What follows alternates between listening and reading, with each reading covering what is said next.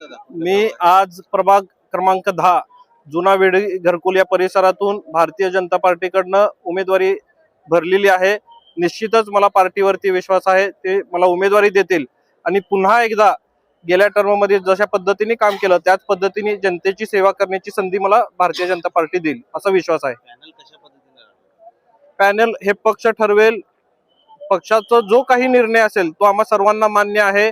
आम्ही पक्षात जाताना सुद्धा आपल्याला सर्वांना माहिती आहे, ज्यावेळेस माझं सोलापुरात स्वागत झालं त्यावेळेस सुद्धा मी बोलताना सांगितलं होतं की मी कुठलीही कंडिशन टाकून पक्षात आलेलो नाहीये, त्यामुळे पक्ष जो काही निर्णय माझ्या बाबतीत घेईल तो मला मान्य असणार आहे। उमेदवारी देताना इतका वेळ का लागतो? हे पॅटर्न आपल्याला पूर्ण महाराष्ट्रात पाहायला मिळतोय। महाराष्ट्राच्या लेवलला हा निर्णय झालेला आहे, त्यामुळे त्या बाबतीत मी अधिक त्या गोष्टीबद्दल बोलू शकत नाही। जे काही असतील ते वरिष्ठ आमचे बोलतील। पहिल्यांदा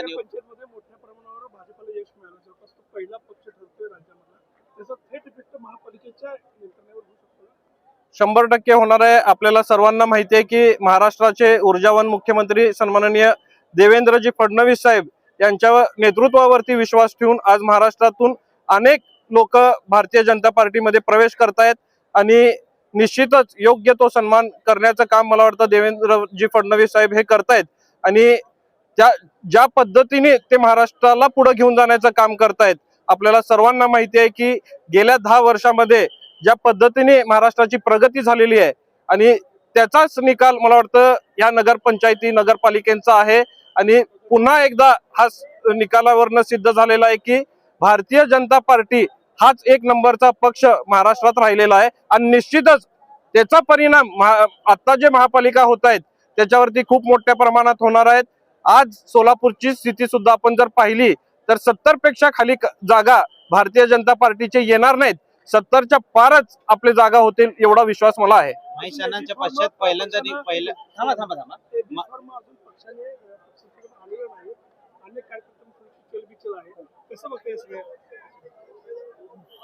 अनेक जण इच्छुक आपल्याला पाहायला मिळत आहेत। आज जर सोलापूरच्या दृष्टिकोनातून आपण जर पाहिला तर 102 आपली संख्या आहे आणि त्याला 1200 लोकांनी अर्ज केलेला आहे।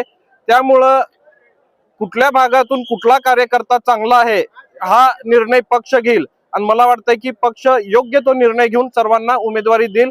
त्यामुळे आमचा विश्वास पक्षावरती आहे, त्यामुळे त्या गोष्टी आम्ही बोलण्यापेक्षा वरिष्ठ जे काही निर्णय घेतील तो आम्हाला मान्य राहणार आहे। पहिली निवडणूक आहे, कशा पद्धतीने काय भावना आणि कशा पद्धतीने तुम्ही सामोरे जाल? आज आपण गेल्या 8-10 दिवसात जर सोलापूर मधली चर्चा ऐकली असेल तर आज सर्वांना महेश अण्णांची आठवण येऊन राहिलेली आहे। अनेक जण तुम्हाला सुद्धा सांगितले असतील, अनेक जण मला भेटून सांगितले की आज महेश अण्णा असले असते तर एक वेगळी परिस्थिती आपल्याला या ठिकाणी पाहायला मिळाली असती, कारण त्यांचं योगदान गेल्या 30-40 वर्षात जो सोलापूरच्या राजकारणावरती होता, स्वर्गीय तात्यासाहेबांचा जो योगदान होता त्याचं प्रतिरूप म्हणून निश्चितच अण्णांकडे सुद्धा पाहिलं जात होतं आणि त्यांनी सुद्धा गेल्या 2017च्या इलेक्शनच्या वेळेस शिवसेनेचे 21 जागा आणण्यामध्ये त्यांचा सिंहाचा वाटा होता।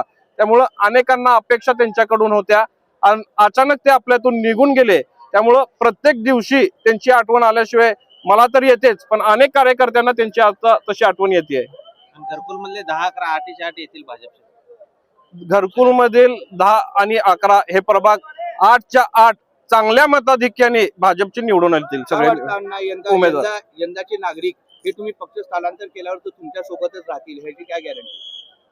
गेल्या 5 वर्षात आम्ही जे काम केलेलं आहे ते लोकांना माहिती आहे। गेल्या 30 वर्षापासून सन्माननीय स्वर्गीय महेश अण्णांनी जे काम केलेलं आहे हे घरकुल वासियांना माहिती आहे आणि त्यांच्यावरती जो विश्वास होता आज त्याच पद्धतीने ते लोक माझ्यावरती विश्वास टाकतायत आणि निश्चितच त्यांच्या विश्वासाला तडा न जाऊ देता मागच्या टर्म मध्ये ज्या पद्धतीने काम केलं त्याच पद्धतीने पुढील काळात सुद्धा काम करेल आणि मला विश्वास आहे की त्यांनी महेश अण्णांकडे, माझ्याकडे किंवा भारतीय जनता पार्टीकडे बघून सगळेजण आम्हाला ते निवडून देतील असा विश्वास आहे। विरोधक म्हणत असतात की आजपर्यंत तुमची जी विकासाची कामं झालेली आहेत त्याचा फायदा फार ठेकेदारांना झालेला आहे, नागरिकांचा तर कुठेही फायदा झाला नाही असं वारंवार विरोधक यावर टीका करतात, त्यावर तुम्ही काय सांगता? राजकारणात विरोधक हे असतात आणि विरोधकांचं कामच असतं टीका करणं, पण ते टीकेला आपण सगळेजण किती महत्व दिलं पाहिजे या दृष्टिकोनातून आपण बघितलं पाहिजे। लोकांची कामं करण्यासाठी आम्ही सगळेजण काम करतोय आणि अशा पद्धतीने कोण जर अलिगेशन करत असतील तर मला वाटत नाही की त्यांच्यावरती उत्तर देण्यात काही अर्थ आहे. त्या गोष्टीला उत्तर न दिलेलं बरं राहील. हे जनतेला काय आव्हान करसाल? जनतेला काय आव्हान करसाल? मी सोलापुरातील सगळ्याच प्रभागातील सगळ्याच नागरिकांना हेच विनंती करणार आहे की येणाऱ्या 15 तारखेला भारतीय जनता पार्टीचे उमेदवार ज्या ज्या ठिकाणी असतील त्या सगळ्याच ठिकाणी आपण त्यांना मोठ्या मताधिक्याने निवडून द्यावं. कारण आज देशात सत्ता भारतीय जनता पार्टीची आहे, राज्यात आहे आणि महापालिकेत आल्यानंतर निश्चितच काम करायला ते सोपं होणार आहे. त्यामुळे माझं ही सगळ्याच लोकांना विनंती राहणार आहे की जिथं जिथं भारतीय जनता पार्टीचे उमेदवार आहेत तिथं आपण सर्वांनी त्यांना निवडून द्यावं.